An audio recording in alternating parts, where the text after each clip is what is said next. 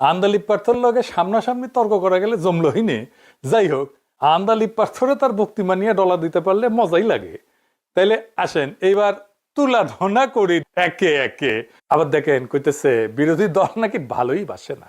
কিন্তু আমি বিরোধী দলের একটা জিনিস আমি এটা বুঝি না, ওনারা আমাদেরকে ভালোই বাসে না, আমরা এত চেষ্টা করি।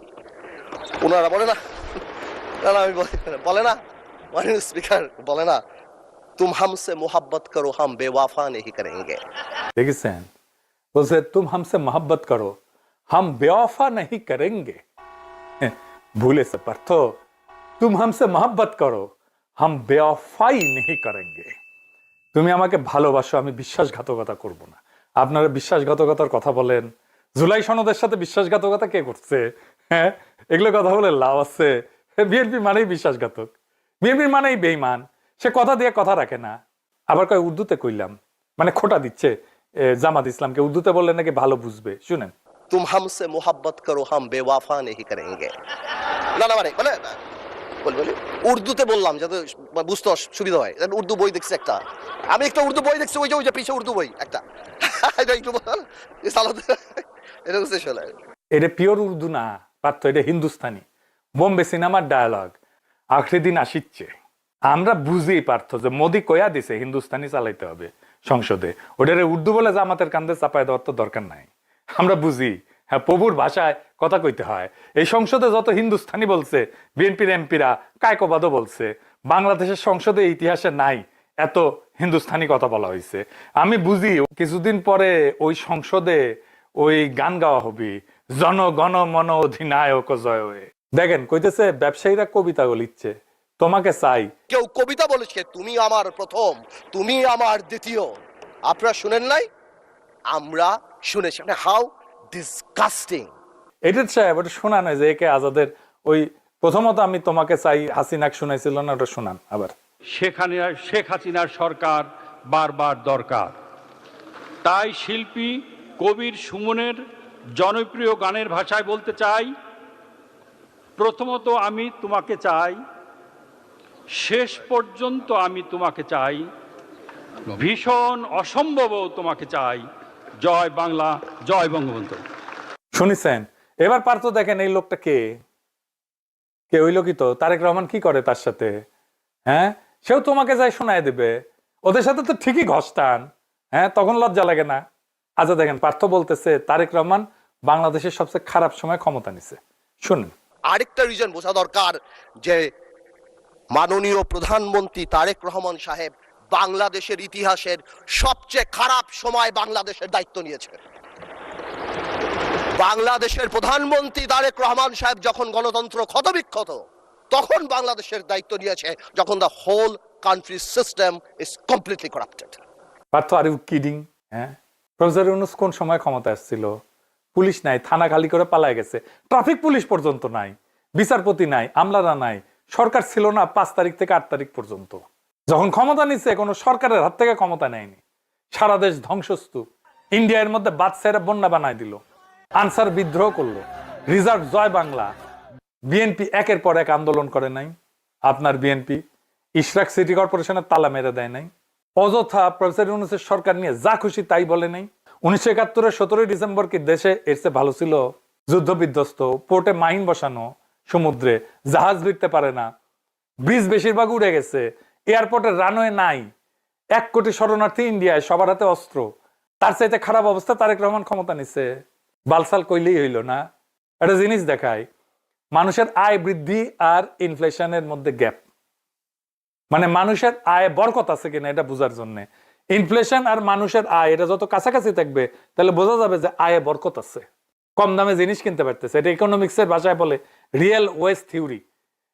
এটা প্রফেসর ইউনূস ঠিক করে দিয়ে গেছিল যে এডিটর সাহেব দেখান, ওই অংশটুকু দেখান, ওটা কোন সময়টা জিনিসপত্রের দাম কমেছিল সবাই জানে। প্রফেসর ইউনূসকে কি অবস্থায় দিয়ে গেছিল হাসিনা সেটা দেখেন, আর সেখান থেকে কোন অবস্থায় নিয়ে আসছিল প্রফেসর ইউনূস সেটা দেখেন। সবকিছু বাদ দেন, প্রফেসর ইউনূস বুঝলাম খুবই খারাপ, এই কাজটা তো করছে। আপনারা কি করছেন এখন দেখেন। আন্দালিপ পার্থক্য করতেছে কেন তরুণেরা জুলাই জুলাই করে, তরুণেরা দেখে নাই আওয়ামী আমল। তারা শেয়ার মার্কেটে দরবেশ বাবার হাতে ফকির হইয়া যাওয়া কথা জানে না, কারণ তাদের বয়স ছিল তখন 10 বছর। এই পার্থ, এটা কোনো যুক্তি হইল? এই বক্তিমায় তো মুক্তিযুদ্ধের কথা কইছেন। আপনি মুক্তিযুদ্ধ দেখিছেন? দেখেন না, আপনার জন্ম তো 1974-এ। আপনি তো মুজিবের শাসনও দেখেন নাই। ওদের তো বয়স 10 বছর। আপনি তো মুজিবের আমলে বিছানায় আগু করেছিলেন যখন মুজিবের বাকশাল চলে। আপনি 71 বুঝতে পারবেন, মুক্তিযুদ্ধ বুঝতে পারবেন, আপনি মুজিবের বাকশাল বুঝতে পারবেন। আপনি তখন বিছানায় আগু করেন, সেটাকে ধারণ করতে পারবেন। আর আজকে তরুণরা পারবে না। কি চমৎকার যুক্তি! হ্যাঁ, জানলেও সেটা ফিল করে না নাকি? শুনেন, আমার সামনে বসা মাননীয় সংসদ সদস্য আমার ভাই নাহিদ, হাসনাত, দেয়ার অনলি 28 years of age। 18 বছর আগে তাদের 10 বছর বয়স ছিল। তারা শেয়ার মার্কেটের দরবেশের অত্যাচারে 30 লক্ষ লোকের ফকির হয়ে যাওয়ার কথা জানে না, জানলেও সেটা ফিল করে না। বিডিআর পিলখানার কথা ফিল করে না। হয়তো জানে তারা হেফাজতের সময় আলেম ওলামাদের রাস্তায় কান ধরে উঠায়া বসার সেই অপমানের কথা ফিল করে না। We couldn't connect to them. কি ভয়ানক কথা! কেমনে জানলেন ফিল করেন না? আপনি কি অন্তর্জামী? 17 বছর নাকি ছোট ছোট জুলাই করিছে পার্থরা। আমি পার্থ দেখাই, আপনি জেল থেকে বের হয়ে কি কইছিলেন? প্রতিক্রিয়া তো এই বৈষম্য বিরোধী ছাত্র আন্দোলনে এতগুলি মানুষ মারা গেছে, এটা তো আসলে আমাদের জন্য প্রচন্ড দুঃখজনক একটা ব্যাপার। এই ঋণ তো আসলে আমরা শোধ করতে পারবো না, এবং এই রক্ত বিসর্জন দিয়ে তারা আমাদের যা উপহার দিয়েছে, এই দেশকে যা উপহার দিয়েছে, সত্যি কথা বলতে রাজনীতিবিদ হিসেবে তো আমরা তা দিতে পারি নাই। এবং আমরা চাই যাতে এই রক্তের সঠিক সম্মান আমরা দিতে পারি, আমরা আগামীতে একটা ভালো রাষ্ট্র এই জাতিকে দিতে পারি। আমরাও 17 বছর অনেক কষ্ট করেছি, অনেক কিছু করেছি, হয়তো কাঙ্ক্ষিত লক্ষ্যে পৌঁছাতে পারিনি। মহান আল্লাহ হয়তো এতগুলি রক্তর মাধ্যমেই এই জিনিসটা আমাদেরকে দিয়েছে।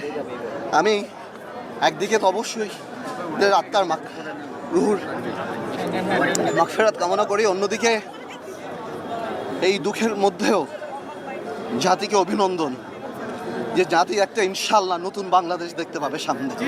এই নতুন বাংলাদেশ বানাইতেছেন, এই আপনার কৃতজ্ঞতা।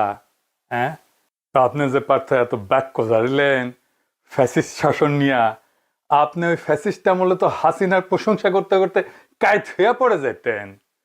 সোহরাওয়ার্দীর বডিগার্ড তো আপনার প্রেরণা ছিল। আমি ব্যানে ব্যানে করছি না, আপনি নিজেই কইছেন। দেখেন কি কইছিলেন, এডিটর সাহেব দেখান, শোনায় দেন। আর আপনি যদি মনে করেন হ্যাঁ ইন্সপিরেশন কার কোনটা ভালো লাগে, সেক্ষেত্রে আই এম ভেরি ওপেন। আমি যে কারো কোয়ালিটি ভালো যেটা সেটা আমি গ্রহণ করতে পারি। আমি বঙ্গবন্ধুর বলিষ্ঠতা আমার খুব পছন্দ, আমার মামা শেখফুল হক মনির অর্গানাইজিং ক্যাপাসিটি আমার খুব পছন্দ, বর্তমান প্রধানমন্ত্রী যেভাবে ক্রাইসিস হ্যান্ডেল করে সেটা আমাকে খুব মুগ্ধ করে। শুনেছেন? আচ্ছা, আর এক কথা বলি, আপনি তো 2019-এ বিএনপি জোট ছাড়িয়েছিলেন। এই যে দেখেন, ঘোষণা দিয়াই 2022-এ যখন বিএনপি সমমনা 12টা দল নিয়ে জোট করলো, সেটা তো গেলেন না। জোট ছাড়ার পরে আপনার দলের কোনো সিগনিফিকেন্ট রাজনৈতিক কর্মসূচি ছিল না তো। আপনি তরুণদের টানতে পারেননি কইতেছেন, তরুণদের বুঝাইতে পারেননি কইতেছেন। আপনার দলের আদর্শ কর্মসূচি বুঝাইতে পারছেন, আপনার দল বড় হয় না কেন? আপনি যে কইলেন অসংখ্য জুলাই করিছেন, এটা তো বাংলাদেশে মানুষ দেখিছে, তাই না? ঈদের পরে আন্দোলন আর কেসি গেটের মধ্যে থেকে স্লোগান দেওয়া, বালুর ট্রাক সরাইতে না পারা, এগুলো বলেন না কেন? সারা দেশের মানুষ তো তাকাইছিল বিএনপির দিকে। একটা লড়াইয়ের নেতৃত্ব দেবে বিএনপি, হাসিনাকে খেদানোর নেতৃত্ব দেবে, তৈরি ছিল তারা। পারে নাই বিএনপি, আপনার জোট পারে নাই। এক অভাবনীয় ঘটনা ঘটছে, তরুণদের হাতে, রাজনীতির কিছুই জানে না তারা, তাদের হাতে নেতৃত্ব দিয়ে দিছে মানুষ, লিডারশিপ দিয়ে দিছে সারা দেশের মানুষ। আপনি যে কইলেন তরুণদের আপনারা কানেক্ট করতে পারতেছেন না, আপনি কানেক্ট করবেন কিভাবে? আপনি তো আপনার নিজের